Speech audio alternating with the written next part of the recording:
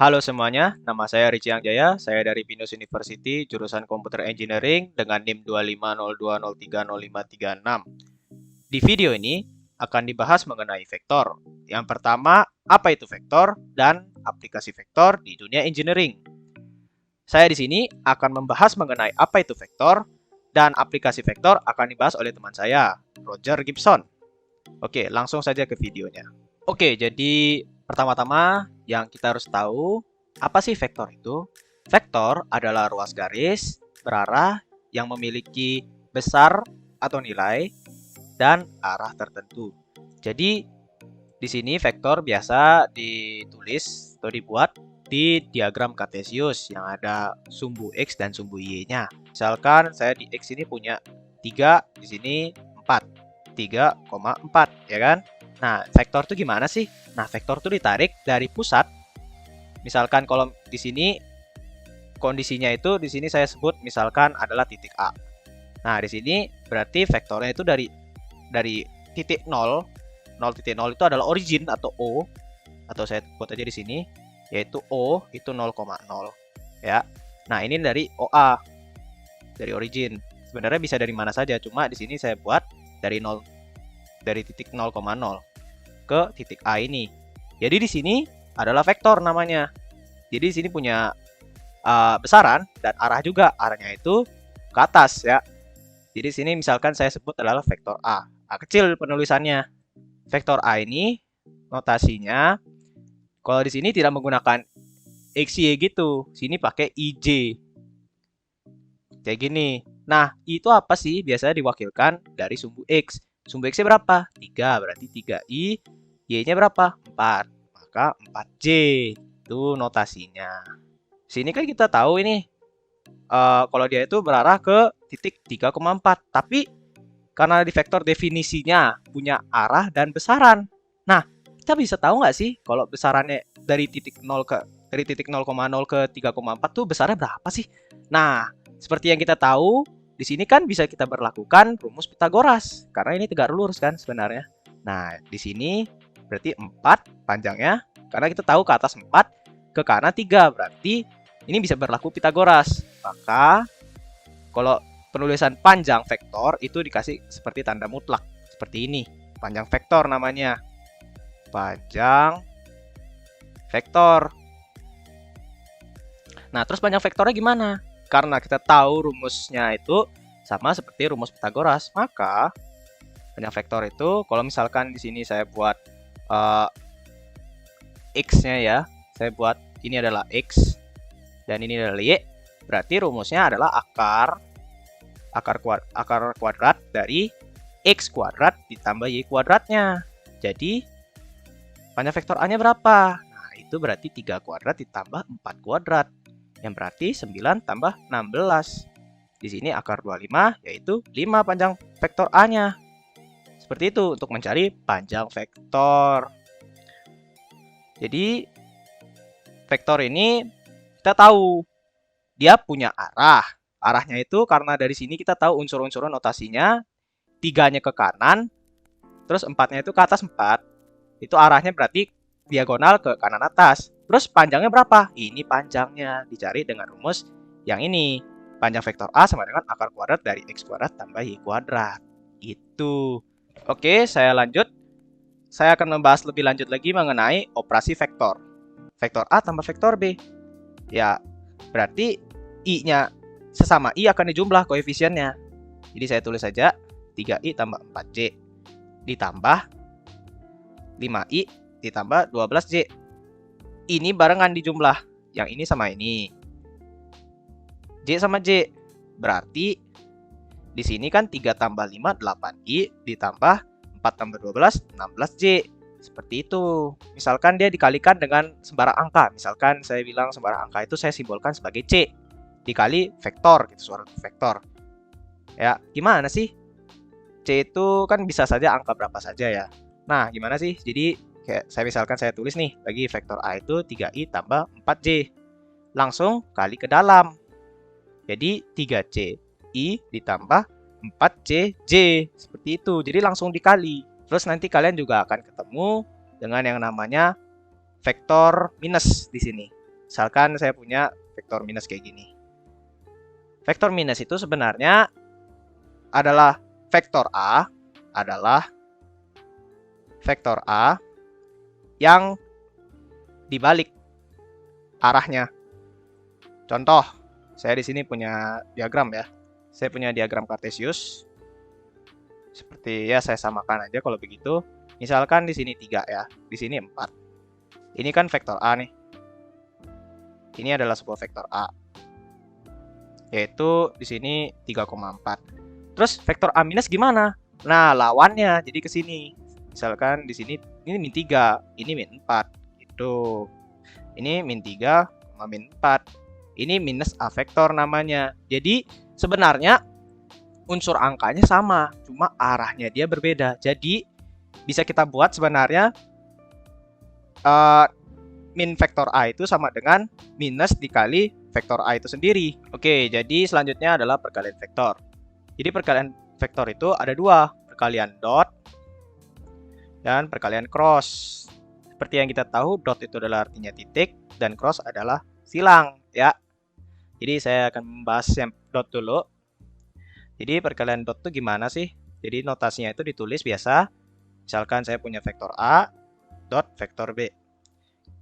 Cara hitungnya gimana? Jadi cara hitungnya itu panjang vektor A dikali panjang vektor B cos theta. Atau kalau misalkan saya di sini punya sembarang vektor ya. Saya di sini punya vektor seperti yang tadi aja deh kalau gitu. Yaitu 3i tambah 4j, vektor B-nya 5i tambah 12j. Nah, perkaliannya gimana? Kalau misalkan manual, tidak mempunyai sudut gitu, berapa tetanya atau gimana gitu, ya manual aja. Jadi langsung aja 3i tambah 4j dot 5i tambah 12j. Nah, ini seperti kali pelangi biasa dalam aljabar. Jadi ini langsung kita kali gitu kan, ini 15. Tapi ini kita tahu nih, ini hati-hati karena ada i. I itu adalah vektor sebenarnya yang panjangnya 1. I dot i itu 1 kan. Nah, berarti 15 kali 1 15. Dijumlahkan lagi ini 3i dikali 12j. 3 kali 12 36. Tapi ini lihat i dot j. I dot j apa? 0. Berarti kita lupakan saja karena hasilnya pasti 0. Terus selanjutnya 4j dikali 5i. Nah, lihat lagi nih, j.i. Berarti lupakan, karena 0 ya. Terus ini, 4j dikali 12j. Nah, j.j itu kan 1. Berarti langsung dikalikan. 12 dikali 4. 48. Jadi di sini, 63. Berarti, vektor A dot vektor B yang ini adalah hasilnya 63. Gitu. Kalau misalkan kita tidak tahu tetanya berapa, sudutnya dia, supaya sama terhadap vektor B-nya itu. Nah, untuk perkalian dot juga, itu menghasilkan suatu besaran langsung. Gitu ya. Jadi bisa kita simpulkan, vektor A dot vektor B, itu simpelnya, misalkan nih, ini kan bisa saya tulis lagi sebagai 3,4 dan 5,12. Atau saya di sini buat simpelnya lagi, lebih simpelnya aja. Misalkan vektor A itu adalah x1, y1. Vektor B itu x2, y2. Nah, berarti rumus simpelnya itu sebenarnya adalah x1 dikali x2 dijumlahkan dengan y1, y2. Nah, di sini berlaku jadinya kan. Jadi 3 kali 5, 15. 4 kali 12, 48. Dijumlah 63. Begitu ya. Oke, selanjutnya mengenai perkalian cross. Jadi cross itu kan silang ya, berarti penulisannya itu seperti ini. Misalkan vektor A cross vektor B seperti itu. Nah, jadi rumusnya bagaimana? Jadi rumusnya itu mirip-mirip sama yang perkalian dot, yaitu panjang vektor A dikali panjang vektor B. Tapi di sini sin theta. Ini sebenarnya panjang vektor ya. Sorry. Supaya ini hasilnya adalah angka. Karena kalau panjang vektor, kalau misalnya vektor A cross vektor B, itu pasti hasilnya adalah sebuah vektor.